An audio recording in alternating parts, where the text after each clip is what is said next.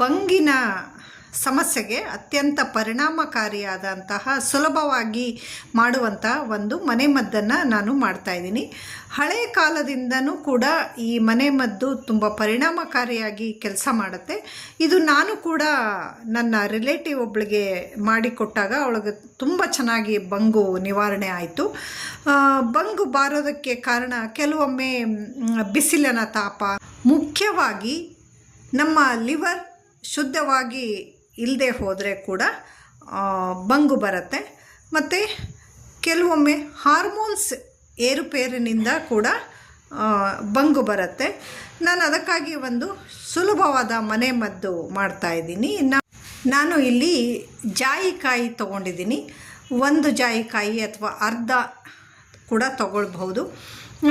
ಜಾಯಿಕಾಯನ್ನು ನಾನು rose water ಹಾಕಿ 1 ಗಂಟೆಯ ಕಾಲ ನೆನೆಯೋದಕ್ಕೆ ಬಿಡ್ತೀನಿ. ಅದು ತುಂಬ ಬೇಗ ನೆಂದುಕೊಳ್ಳುತ್ತೆ. ನೆನೆದ ನಂತರ ಅದನ್ನು ನಾನು ಗಂಧವನ್ನು ತೀಡ್ತೀವಲ್ಲ ಕಲ್ಲು, ಅದರ ಮೇಲೆ ಮೃದುವಾಗಿ ತೀಡಿದ್ರೆ ಜಾಯಿಕಾಯಿಯ ಪೇಸ್ಟ್ ತುಂಬ ಚೆನ್ನಾಗಿ ಬರುತ್ತೆ. ಮತ್ತು ಇದನ್ನು ಜಾಯಿಕಾಯಿಯನ್ನು ಕಲ್ಲಿನ ಮೇಲೆ ತೀಡುವಾಗ ಮಧ್ಯದಲ್ಲಿ ಡ್ರೈ ಅನಿಸಿದ್ರೆ ಅದಕ್ಕೆ ರೋಸ್ ವಾಟರ್ ಮಾತ್ರ ಹಾಕ್ಕೊಳ್ಬೇಕು. ನೀರು ಹಾಕೋದು ಬೇಡ. ಯಾಕಂತಂದರೆ ಸ್ಟೋರ್ ಮಾಡಿ ಇಡೋದಾದರೆ ನೀರು ಹಾಕಿದ್ರೆ ಕೆಟ್ಟೋಗುತ್ತೆ ಬೇಗ. ಸ್ವಲ್ಪವೇ ಮಾಡ್ಕೊಳ್ಳೋದಾದರೆ ಪರವಾಗಿಲ್ಲ.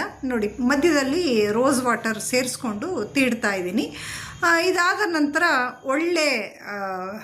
ಒಳ್ಳೆಯ ಒಂದು ಗಂಧದೋಪಾದಿಯ ಪೇಸ್ಟ್ ಬಂತು. ಅದನ್ನು ನಾನು ಒಂದು ಬೌಲಲ್ಲಿ ಹಾಕ್ಕೊಳ್ತಾ ಇದ್ದೀನಿ. ಬೌಲ್ಗೆ ಹಾಕ್ಬಿಟ್ಟು 1 ಚಮಚದಷ್ಟು ಜೇನುತುಪ್ಪ ಸೇರಿಸ್ಕೊಳ್ತಾ ಇದ್ದೀನಿ. ಜೇನುತುಪ್ಪನ ನೀಟಾಗಿ ಮಿಕ್ಸ್ ಮಾಡಿಬಿಟ್ಟು ನಂತರ ಬಂಗಿನ ಕಲೆಯ ಮೇಲೆ ಇದನ್ನು ಹಚ್ಕೊಂಡು 5 ನಿಮಿಷ ಸಾಕು. ತುಂಬ ಹೊತ್ತು ಇರೋದು ಬೇಡ.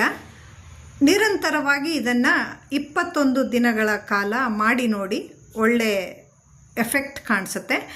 ಈ ಹೋಮ್ ರೆಮಿಡಿ ಬಗ್ಗೆ ನಿಮಗೆ ಏನು ಅನ್ನಿಸ್ತು ಅಂತ ಹೇಳಿಬಿಟ್ಟು ಕಮೆಂಟ್ ಸೆಕ್ಷನಲ್ಲಿ ಕಮೆಂಟ್ ಮಾಡಿ ತಿಳಿಸಿ. Thank you for watching. Bye.